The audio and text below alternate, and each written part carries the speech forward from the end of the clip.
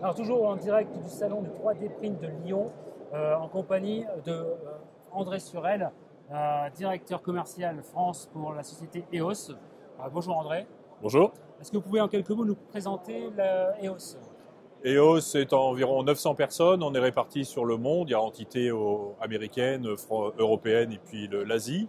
Donc moi, je m'occupe de l'entité française, dépendant de l'Europe.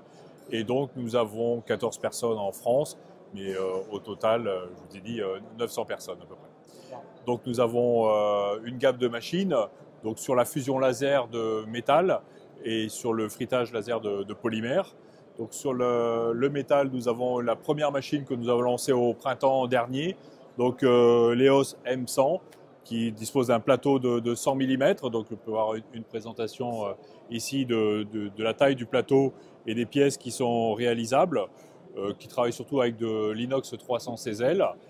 Donc c'est l'entrée de gamme dans la fusion laser de métal, machine aussi pour les laboratoires et pour démarrer une activité en fusion laser de métal. On retrouve toute la gamme ici sur ce panneau.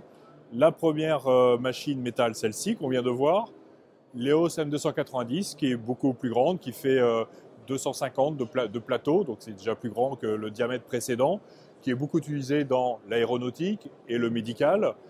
Donc, en pouvant fabriquer des pièces en titane, en chrome cobalt, en Astallox, en base nickel, en aluminium et autres inox. Donc, il y a une quinzaine de matériaux disponibles. Ensuite, on a une très grande machine à l'autre bout ici. Le poster est réalisé comme ça, avec une capacité de 400 au cube.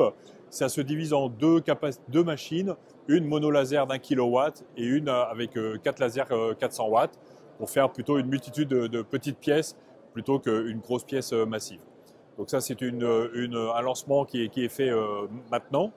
Et ensuite, nous avons des machines polymères, machine entrée de gamme également, Formiga P110, avec un volume de 200 par 250 par 330. La l'EOS P396 avec un volume 340 par 600 mm de hauteur. Et la P770, donc 590 par 380 par 590 de haut. Donc là, c'est des machines plastiques. Donc celle-ci, il faut garder comme image qu'on prend pratiquement un demi-tableau de bord de voiture en plastique. Donc le polyamide permet de faire des pièces fonctionnelles. Donc là, vous avez deux beaux exemples de pièces en plastique, donc en polyamide. Ici, du polyamide 11. La pièce est fabriquée montée. Donc là, c'est du polyamide 11 qui a une très bonne résistance élongation à la rupture. Et là, elle est directement teintée dans la masse. Et donc pour le métal, je présente cette belle pièce réalisée par un de nos clients sur une EOS M290 avec donc tout en aluminium et toute fonctionnelle. Voilà. Moi j'ai une question concernant le prix des machines. Alors le prix des machines en métal, on commence à 300 000 euros et on va jusqu'à 1,6 million avec la grande machine 4 lasers. Pour la machine polymère, on commence à 200 000 euros, la machine Formiga, et on va jusqu'à 950 000 euros dans les versions les plus abouties de l'EOS Synth P770. Alors quels sont vos clients, votre marché? C'est plutôt des... En plastique, c'est à la fois l'aéronautique pour toutes les pièces en polyamide auto-extinguible, des guides chirurgicaux également grâce à un polyamide biocompatible, mais aussi toute une gamme de prestataires de services qui servent autant de grands groupes qui ont besoin de prototypes.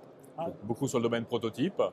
Sur le métal, on est beaucoup plus sur aussi des prestataires, mais le développement se fait beaucoup sur l'aéronautique et le médical. Et il reste quelques autres créneaux sur la machine spéciale, des choses comme ça.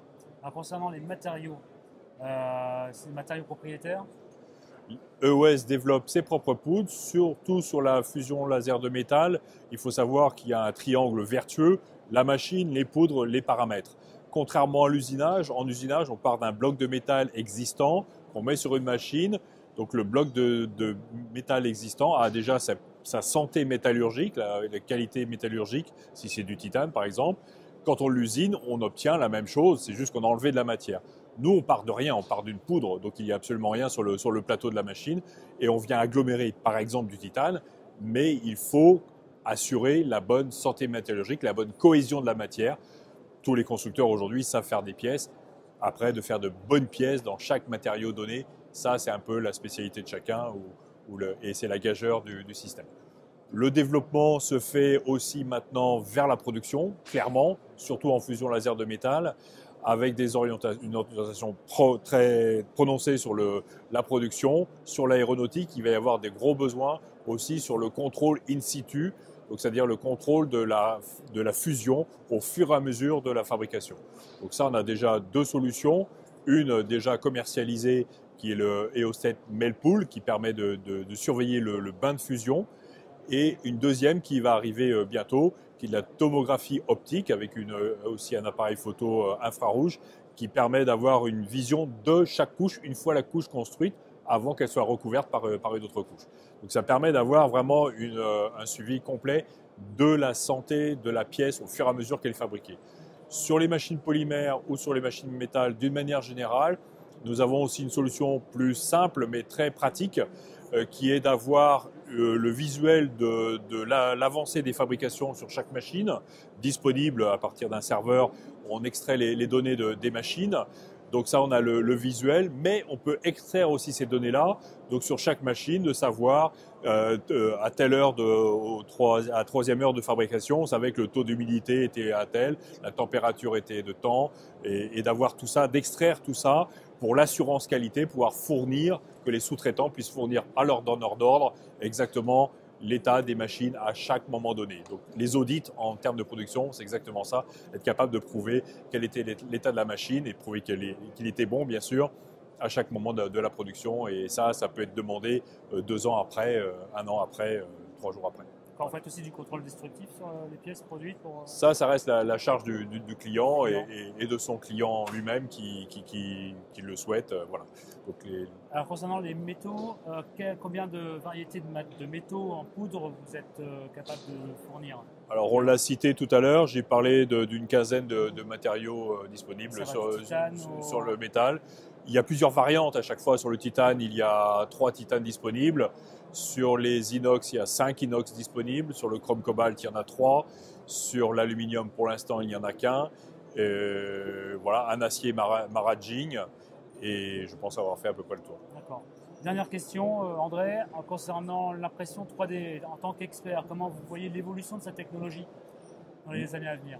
L'évolution va venir vraiment aussi par l'apprentissage et la limitation des rebuts, et donc d'avoir vraiment des pièces qui sortent bonnes, premier coup et de manière systématique. Donc on veut vraiment aller vers des résultats où à 95 ou 98% du temps les pièces soient bonnes.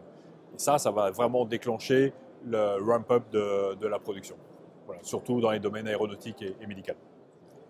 Merci beaucoup André. Merci beaucoup. Bonne continuation à EOS. À bientôt chez EOS. Merci.